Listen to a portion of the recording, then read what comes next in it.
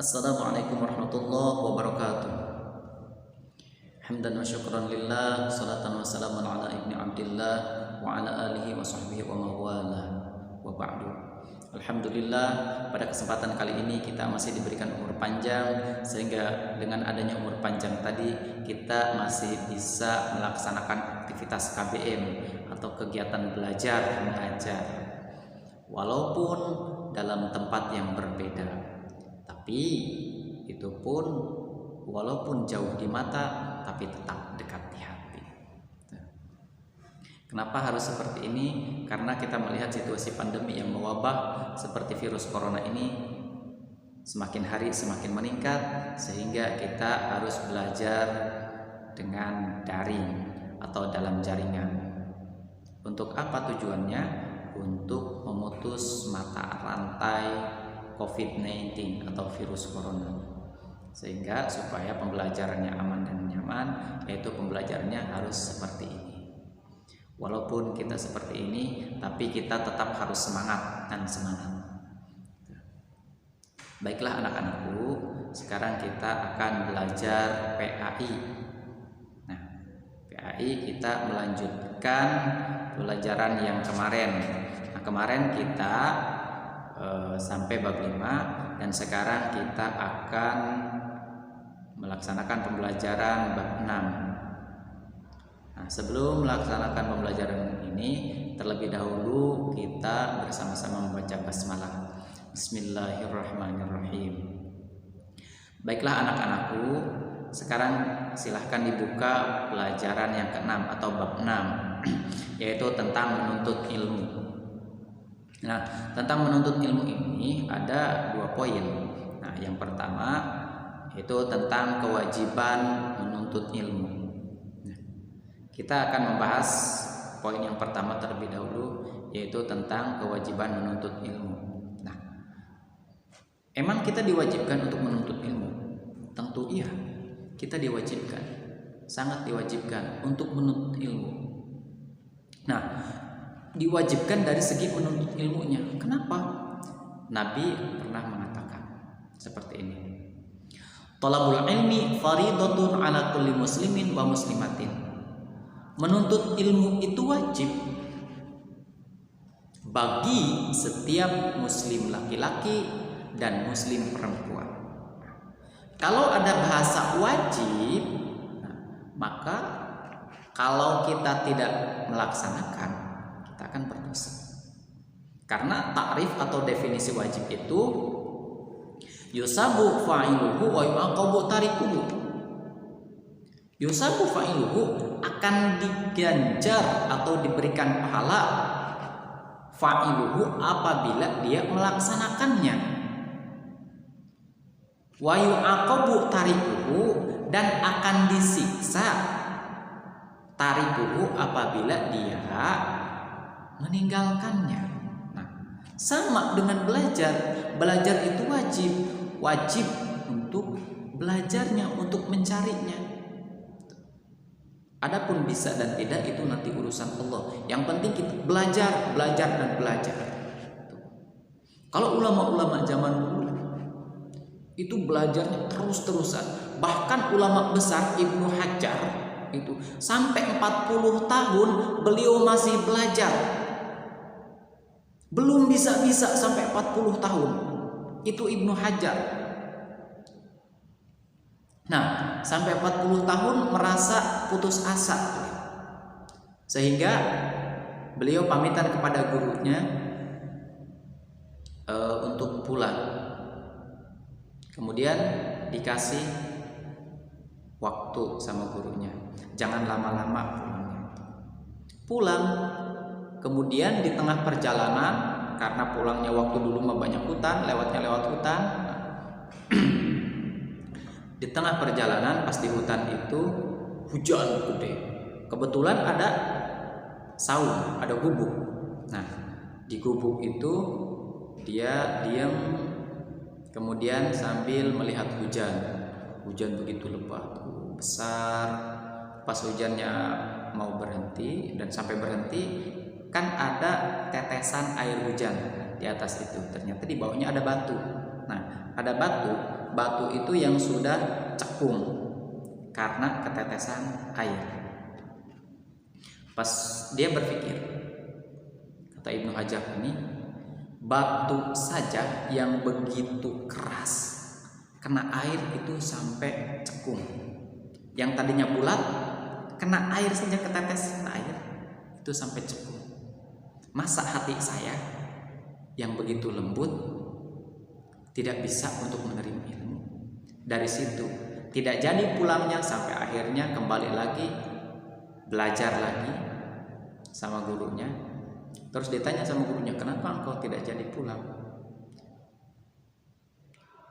Mohon maaf guru, saya pengen belajar lagi karena saya melihat ini diceritakan. Udah belajar lagi, setelah itu kemudian munajat kepada Allah. Akhirnya beliau bisa setelah itu. Hampir semua kitab gurunya beliau hafalkan, sehingga menjadi pengarang kita. Maka dari itu kita harus belajar dimanapun kita berada. Nah, sekarang yaitu yang pertama, yaitu menuntut ilmu sepanjang hayat. Kenapa kita harus menuntut ilmu sepanjang hayat? Karena Nabi pernah mengatakan, kata Nabi, utlubul ilma minal mahdi ilal lahdi. Tuntutlah ilmu atau carilah ilmu dari semenjak buayang bayi sampai ke liang lahat. Dari semenjak kita lahir sampai kita meninggal, maka itu kita harus menuntut ilmu. Loh, emang bisa Pak belajar menuntut ilmu dari semenjak bayi? Bayi itu kan baru lahir, dia hanya bisa nangis loh. Nah, di sini bayi yang baru lahir itu dalam keadaan suci. Kata Nabi, kullu mauludin yuladu alal fitrah. Setiap bayi yang lahir itu dalam keadaan suci. Fa'abawahu, maka tergantung kedua orang tuanya. Au yuhawidanihi, apakah dia mau menjadikan Yahudi, au yunasironihi, apakah dia mau menjadikan Nasrani, itu tergantung orang tuanya. Apakah dia mau jadikan Islam? Kalau kita seorang Islam, lihat bayi-bayi orang Islam itu ketika lahir, maka dia diajarkan apa? Azan dan iqamah. Azan itu Allahu Akbar, Allahu Akbar. Nah, memberitahukan bahwa Allah itu maha besar. Asyhadu an la ilaha illallah. Nah, aku bersaksi bahwa tiada Tuhan selain Allah. Itu diajarkan. Kalimat tauhid, ya. Kemudian wa asyhadu anna Muhammadar Rasulullah. Nah, tadi syahadat. Nah, kemudian syahadat Nabi yang keduanya. Aku bersaksi sesungguhnya Nabi itu adalah utusan Allah. Kemudian hayya 'alas shalah. Nah, mari kita sholat. Dari semenjak kecil diajarkan untuk sholat. Hayya 'alal falah, mari kita meraih kemenangan. Allahu Akbar, Allahu Akbar, Allah Maha Besar. La ilaha illallah, tiada Tuhan selain Allah. Bahkan dalam iqamahnya, qad qamatis shalah, dirikan sholat, tegakkan sholat. Itu makanya kita harus melaksanakan. Jadi menuntut ilmu sepanjang hayat sampai kita meninggal. Ya, itu diajarkan oleh orang tua kita. Kalau kitanya tahu, tapi dikarenakan masih bayi belum tahu, jadi nanti dikasih tahu di sini sekarang. Ya, itu harus menuntut ilmu. Selagi kita masih berada di dunia, maka kita harus menuntut ilmu dimanapun kita berada. Terutama kalau masih kecil, biasanya di sekolah, baik sekolah TK, sekolah SD, kemudian SMP, SMA, sampai ke perguruan tinggi, S1, S2, S3, atau di pondok pesantren, ya, itu harus belajar sepanjang hayat. Karena dengan ilmu kita akan mudah, kalau kata Bung Roma, dan dengan seni kita akan indah. Kemudian menuntut ilmu setinggi-tingginya. Nah, yang kedua, kita harus menuntut ilmu setinggi-tingginya. Sampai ke S berapa aja menuntut ilmu. S1, S2, S3, jangan S teler ya. Nah, canda. Jadi kita harus menuntut ilmu terus. Terserah mau di mana saja. Bahkan kata Nabi pernah mengatakan, utlubul ilma walau bisin. Nah, tuntutlah ilmu sampai ke negeri Cina. Dari Arab ke Cina mau ngapain? Padahal di Arab itu kan ilmu keislaman, di Cina kan orang-orang komunis. Nah, belajar ilmu itu boleh mau kepada orang komunis, mau kepada orang non-Islam, bukan hanya kepada orang Islam saja. Karena kita dianjurkan untuk bertoleransi antar umat beragama. Yang tidak toleransi itu hanya dua, yaitu tentang ibadah dan akidah. Ya. Nah, kalau untuk tentang ilmu itu boleh. Itu kan termasuknya tentang muamalah juga bisa jual beli dengan orang Cina, dengan orang Amerika, dengan orang komunis, dengan orang non-Islam itu boleh. Makanya kita dituntut untuk menuntut ilmu ke negeri Cina, kata Nabi juga. Dari Arab ke Cina, dari Indonesia ke Cina nggak apa-apa. Di Cina ada apa? Ada ilmu tentang kedokteran. Hebat Cina itu tentang kedokteran. Makanya Nabi menganjurkan untuk belajar ke Cina supaya setelah mendapatkan ilmu maka diaplikasikan nanti di sana di Arab tuh tentang ilmu kedokterannya. Nah, dulu waktu Indonesia awal-awal merdeka itu banyak sekali orang-orang luar yang belajar ke Indonesia, bahkan pertukaran pelajar juga. Mereka diambil pelajar-pelajar Indonesia ke negara tetangga itu untuk mengajar, dan negara tetangga ke Indonesia untuk belajar. Makanya di situ ilmu. Tapi kenapa sekarang?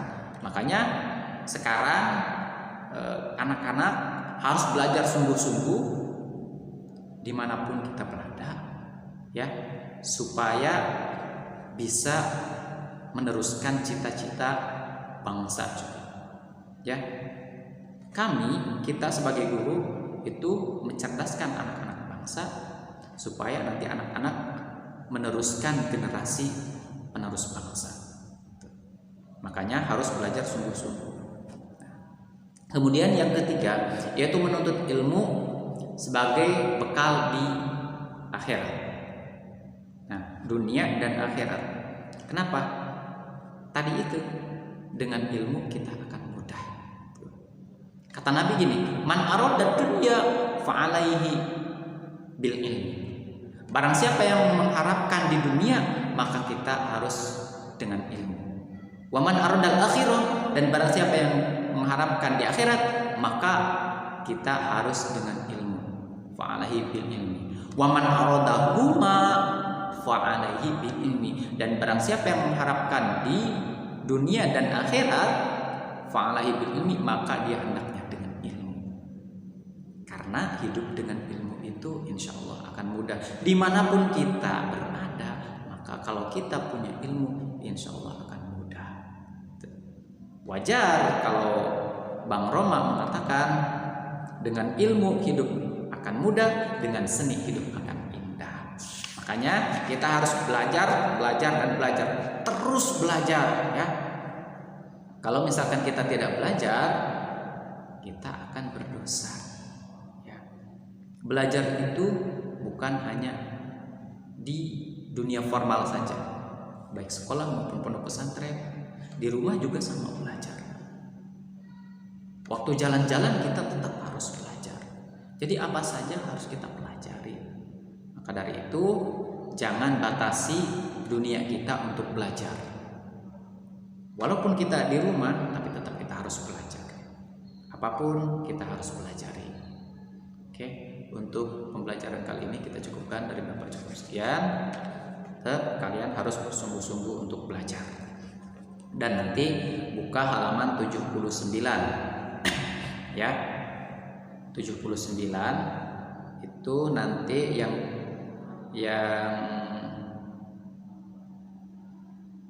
apa? nomor 1 itu harus dihafalkan salah satu hadisnya, ya, salah satu hadis yang tadi telah disebutkan. Nanti kalau misalkan hafal disetorkan. Oke, itu untuk pembelajaran dari Bapak. Kurang lebihnya mohon maaf apabila ada kesalahan itu dari Bapak sendiri. Apabila ada kebenaran itu dari Allah Subhanahu wa taala. Billahi taufiq wal hidayah. Wassalamualaikum warahmatullahi wabarakatuh.